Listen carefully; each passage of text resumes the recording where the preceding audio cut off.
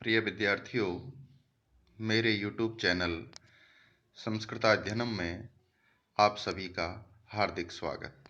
मैं डॉक्टर समय सिंह मीणा, सहायक आचार्य संस्कृत, वीर बीरमदेव राजकीय स्नातकोत्तर महाविद्यालय, जालौर, राजस्थान से।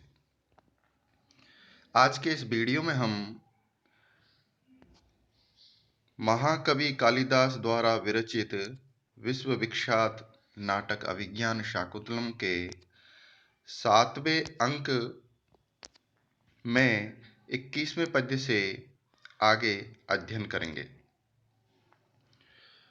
इससे पहले वाले वीडियो में हम देखते हैं कि राजा दुष्यंत देवासुर संग्राम में भाग लेकर के इंद्र के सारथी मातली के साथ मारीच ऋषि के आश्रम में लौटते समय दर्शनार्थ जाते हैं और वहाँ पर इंद्र का सारथी मातली भगवान मारीच से निवेदन करने के लिए और राजा दुष्यंत के आगमन की सूचना देने के लिए चले जाते हैं और राजा अशोक वृक्ष के नीचे स्थित रहते हैं।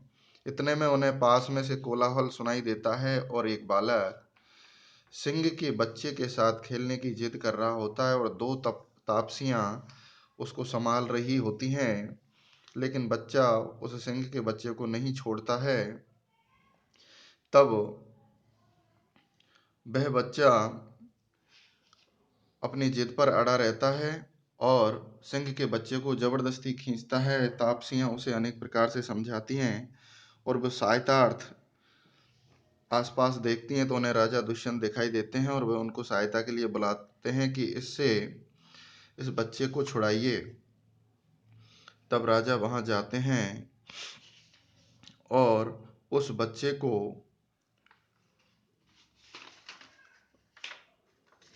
बच्चे से उस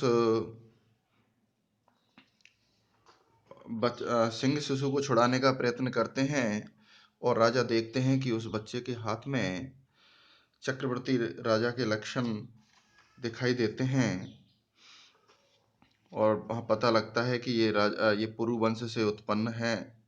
और दूसरी समानता ये मिलती है कि उस बच्चे की जो चेहरा है, आकृति है, वो बिल्कुल राजा दुष्यंत से मिलती जुलती हुई है। दूसरी समानता मिलती है कि वे पुरु वंश से उत्पन्न है। जब राजा उसकी माता के बारे में पूछते हैं तो बताते हैं कि उसकी माता का संबंध मेनका नाम की अप्सरा से है, जिस कारण इस बच्चे का जन्म यह मारीच ऋषि आश्रम में हुआ है। जब राजा उसकी माँ उसके पिता के बारे में पूछते हैं, बच्चे के बारे में, तो दोनों तपस्वियां कहती हैं कि जिसने अपनी धर्म पत्नी, एक आदर्श धर्म पत्नी का त्याग कर दिया, ऐसे पति का नाम लेना, ऐसे राज ऋषि का नाम लेना कौन चाहेगा। फिर राजा के मन में आता है कि अच्छा, इसकी माता का नाम क्या है, लेकिन फिर अपने आप को राजा रोक लेते हैं। उनके मन में आती है कि किसी की परदारा या परस्त्री के बारे में ज़्यादा पूछना, वार्तालाप करना मर्यादा उचित नहीं होती है। किंतु जब दूसरी तापसी उस बच्चे को एक मिट्टी का मयूर ला करके उस बच्चे को कहते हैं कि शकुंत लावण्यम प्रेक्षस्व, कि हे पुत्र, इस शकुंत लावण्यम यानी शकुंत यानी पक्षी, मोर पक्षी के लावण्यम यानी सौंदर्य को प्रेक्षस्व देखो, तो बच्चा इधर उधर देखता है और पूछता है कि मेरी माँ कहाँ है। जब वो दोनों कहती हैं कि यह नाम की समानता के कारण बच्चा धोखा खा गया, तब राजा को बिल्कुल निश्चय हो जाता है कि इसकी माता का नाम शकुंतला है और ये मेरा ही पुत्र है। तो इस प्रकार दूसरी बात, जब फिर राजा के मन में एक विचार और आता है कि नाम की समानता भी हो सकती है किसी स्त्री की, तो इसको और निश्चय किया जाए। तब एक तापसी कहती है कि इसके हाथ का रक्षा सूत्र नीचे गिर गया है, और इतने में राजा को मना करते करते वह उठा लेता है। तो दोनों तापसियां बड़े आश्चर्य के साथ एक दूसरे को देखती हैं। तब राजा पूछता है कि आपने मुझे क्यों रोका। बोले, महाराज, ये सामान्य औषधि नहीं है।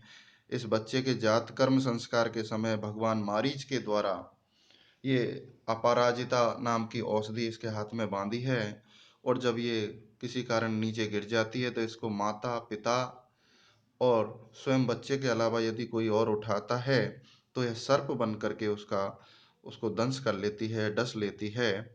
तो हमें आश्चर्य है कि इसने आपको नहीं डसा।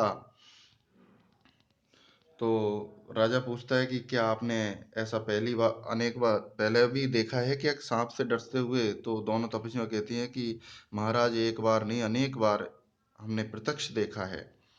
तब राजा के मन में बिल्कुल निश्चय हो जाता है कि ये मेरा ही पुत्र है और अब मेरे मनोरथ पूर्ण होने वाले हैं, मैं उनका स्वागत करूंगा। इस तरह मन ही मन वे खुशी जाहिर करते हैं। और जब ऐसी घटना घटती है कि दोनों तपस्विनियां दौड़ती दौड़ती शकुंतला के पास जाती हैं और उनको पूरा वृत्तांत सुनाती है, तब शकुंतला वहां आती है। तब राजा शकुंतला को देखते हैं, अरे ये तो वही शकुंतला है। तब राजा कहते हैं, क्या कहते हैं, इस 21वें पद्य में वर्णन है कि बसने परिधूसरे वसाना नियम क्षाम मुखी धृतैक वेणि अति निष्करुणस्य शुद्धशीला मम दीर्घम प्रवृतम बिभर्ति। कि परिधूसरे बसाना, परिधूसरे यानी मलिन, बसाना अब बसने यानी वस्त्रों को बसाना धारण करने वाली, और नियम क्षाम मुखी, नियम यानी व्रत आदि के पालन से जो क्षाम यानी कमजोर हो गया है मुख जिसका, ऐसे कमजोर मुख वाली, और धृत धारण कर रखी है एक बेणी यानी चोटी, जिसने श्रृंगार आदि छोड़ करके मात्र एक जूड़ा बना रखा है, और शुद्धशीला जो शुद्ध आचरण वाली है, ऐसी प्रिया शकुंतला अति निष्कर्णश, अति यानी अत्यधिक, निष्कर्णश यानी निष्ठुर, कठिनाई से पालन करने योग्य, मम दीर्घ, मम यानी मेरे से, दीर्घम यानी बहुत लंबे समय से, ब्रहव्रतम वियोग की पीड़ा को, विभर्ती धारण कर रही है। तो इस प्रकार राजा शकुंतला को की प्रथम भेंट प्रत्यक्ष पहली बार जो सामने मारीच ऋषि के आश्रम में जब अचानक से शकुंतला सामने आती है तो ऐसी प्रतिक्रिया राजा दुष्यंत की होती है। यहाँ पर एक वियोगिनी नारी या प्रोषित भर्तिका नारी, जो कि सामान्यतः प्रसाधनों श्रृंगार आदि से रहित होती थी, उसी का यहाँ पर वर्णन किया गया है। प्रस्तुत पद्य में मालभारिणी नामक छंद है। अब शकुंतला भी राजा को देखती है और पर अपने विचार प्रकट करने से पहले वह अपने हृदय को समझाती है कि अभी रुकिए, धैर्य रखिए, ये आर्यपुत्री हैं या उनके समान आकृति वाला कोई और है। तब राजा पुनः शकुंतला से कहते हैं, क्या कहते हैं कि स्मृति भिन्न मोहो तमसो दिष्टया प्रमुखे स्थिता असीमे सुमुखी उपरागान्ते शशिनः समुपगता रोहिणी योगम। हे सुमुखी, हे सुंदर मुख वाली, दिष्टया यानी भाग्य से, स्मृति स्मृति आ जाने के कारण, भिन्न नष्ट हो गया है जिसका मोह रूपी अंधकार, मोह तमसा मोह रूपी अंधकार, तो स्मृति आ जाने के कारण अज्ञान रूपी अंधकार जिसका नष्ट हो गया है, ऐसे मैं यानी मेरे प्रमुखे सामने स्थित असी यानी हो, आप सौभाग्य से आज मेरे सामने हो। जब मेरा अज्ञान अंधकार नष्ट हुआ है, अर्थात आपकी स्मृति मुझे हो आई है, तो आज मेरे सामने स्थित हो। आप उसी प्रकार मेरे सामने स्थित हो जैसे उपरागांते, उपराग यानी चंद्र ग्रहण के अंते यानी अंत में, शशिना यानी चंद्रमा, चंद्र ग्रहण के अंत में जो रोहिणी है वो शशिना यानी चंद्रमा के साथ योगम योग को समुपगता प्राप्त कर लेती है। अर्थात हे सुंदर मुख वाली, हे सुमुखी, भाग्य से आज मुझे आपके साथ जो गांधार विवाह किया था उसका स्मरण हो आने से और मेरा मोह रूपी अंधकार नष्ट हो गया है और तुम मेरे सम्मुख उपस्थित हो गई हो। आप उसी प्रकार मेरे सम्मुख उपस्थित हुई हो जैसे ग्रहण के बाद में रोहिणी नामक नक्षत्र चंद्रमा से संयोग प्राप्त कर लेता है। तो यहाँ पर महाकवि कालिदास ने रोहिणी नक्षत्र का चंद्रमा के साथ योग का वर्णन कर खगोल शास्त्र विषय की अपनी जानकारी दी है। पौराणिक आख्यान के अनुसार जो रोहिणी है वो 27 पुत्रियों में प्रजापति की चौथी पुत्री थी, जो कि चंद्रमा की सर्वाधिक प्रिय पत्नी है। साथ ही इस श्लोक में शकुंतला के दुष्यंत से साक्षात का वर्णन किया गया है और रोहिणी नक्षत्र का दृष्टांत यहाँ पर दिया गया है, इसलिए दृष्टांत अलंकार है और आर्या नामक छंद है। अब जब राजा ऐसा कहते हैं तो शकुंतला दुष्यंत से कहती है कि जय तू आर्यपुत्र, ऐसा कहकर के आंसुओं से उसका गला भर उठता है और वह आधी बात कहकर के ही चुप हो जाती है। तब राजा पुनः शकुंतला से कहते हैं कि बाष्पेन प्रतिसिद्धेपि जय शब्दे जितं मया, यत्ते दृष्टम संस्कार पाटलौष्ठपुटं मुखम। कि जय शब्द के द्वारा, बाष्पेन आंसुओं के द्वारा, प्रतिसिद्धे अपि रोके जाने पर भी, अर्थात आंसुओं के द्वारा रोके गए जय शब्द के द्वारा, मया मेरे द्वारा जितम विजय प्राप्त कर ली गई है। यत यानी क्योंकि, असंस्कार पाटल बिना किसी सौंदर्य प्रसाधन रहित, बिना किसी लालिमा कृत्रिम लालिमा से रहित, पाटल यानी पाटल बन के, गुलाबी बन के, ओष्ठपुटम तेरे ओष्ठ युगलों के से युक्त, मुखम मुख को, ते मुखम तेरे मुख को मैंने दृष्टम देख लिया है, यही मेरे लिए सबसे बड़ी विजय है। अर्थात जय शब्द को यद्यपि आंसुओं ने रोक लिया है फिर भी मैंने विजय प्राप्त कर ली है, क्योंकि श्रृंगार के अभाव में लालिमा युक्त ओठों से युक्त तेरे मुख को मैंने देख लिया है। अर्थात मुझे तू मिल चुकी है, यही मेरी पृथ्वी की सबसे बड़ी विजय है। तो यहाँ पर राजा दुष्यंत और उनकी पत्नी शकुंतला के पुनर्मिलन का स्वाभाविक वर्णन किया गया है। शकुंतला पति राजा दुष्यंत के सम्मुख स्थित है, इसलिए यहाँ पर काव्यलिंग अलंकार और विरोधाभास अलंकार है और श्लोक वृत्त है यहाँ पर। अब जब वह बच्चा जिसका नाम सर्वदमन है वह अपनी माता शकुंतला से पूछता है कि माता यह कौन है जिससे आप बात कर रहे हैं, तब शकुंतला कहते हैं कि अपने भाग्य से पूछिए। तो इस तरह का जी बात शकुंतला दुख में होकर के कहती है, तो राजा ग्लानि में होकर के शकुंतला के दोनों चरणों पर गिर जाता है और उनके पैरों को पकड़ करके क्षमा मांगते हैं और क्या कहते हैं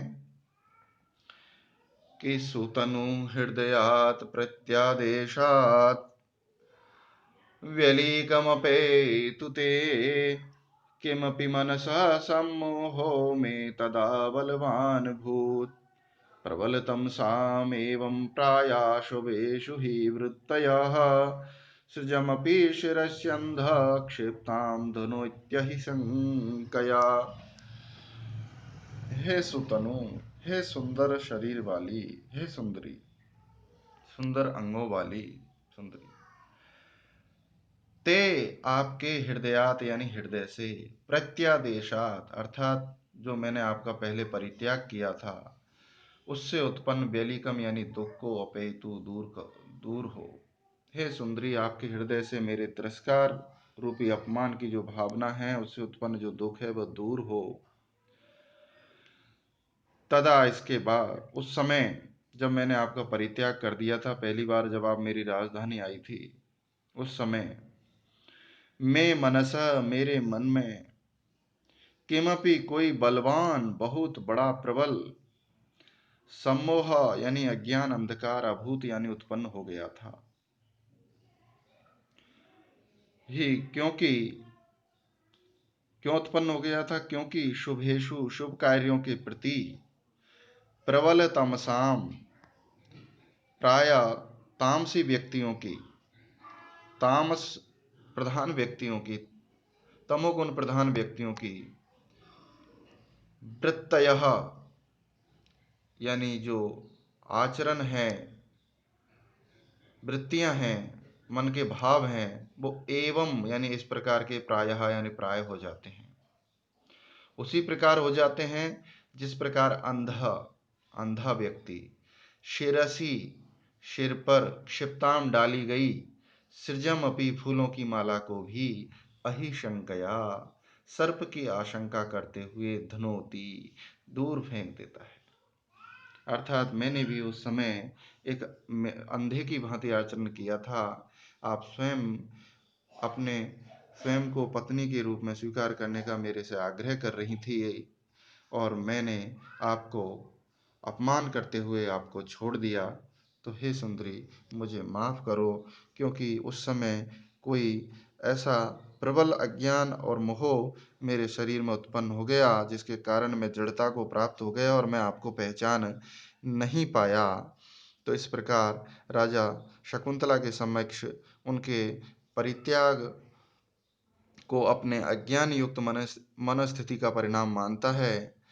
उत्तरार्ध में कवि ने एक सिद्धांत का भी प्रतिपादन किया है कि प्राय अत्यधिक तामसी स्थिति के परिणाम स्वरूप शुभ कार्यों के प्रति भी व्यक्ति की मनोवृत्ति उसी प्रकार हो जाती है जैसे अंधा व्यक्ति अपने गले में पड़ी हुई फूलों की माला को सर्प समझकर दूर फेंक देता है।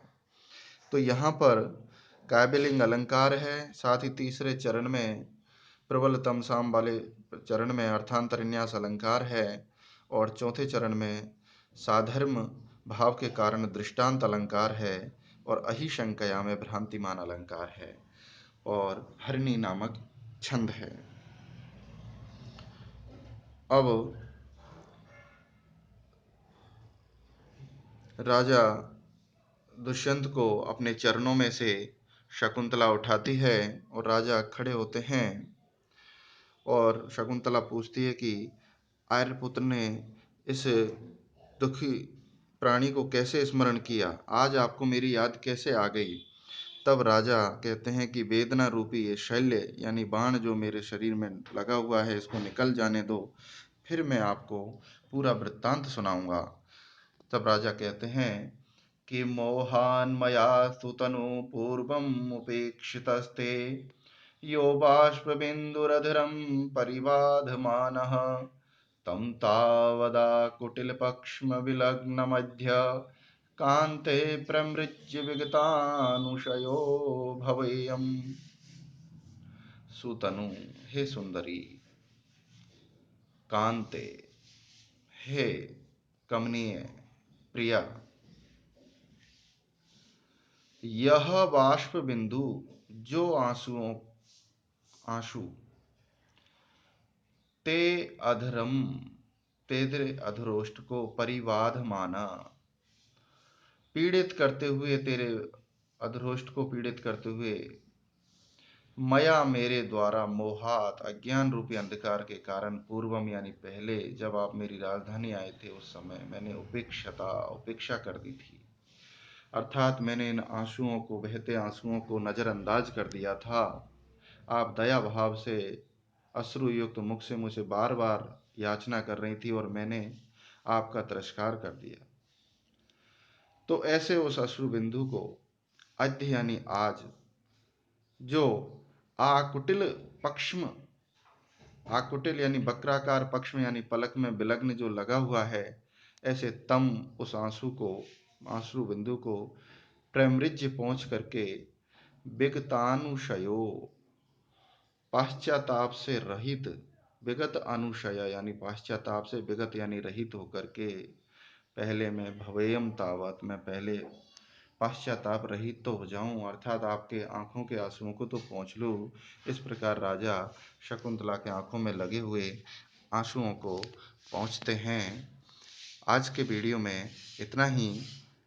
अगले पद्यों के लिए मेरा अगला वीडियो देखें, जिसका नोटिफिकेशन प्राप्त करने के लिए आप मेरे चैनल को संस्कृताधीनम को दिए हुए लिंक को सब्सक्राइब करें, लाइक करें और अधिकाधिक शेयर करें। आज के लिए इतना ही। धन्यवाद।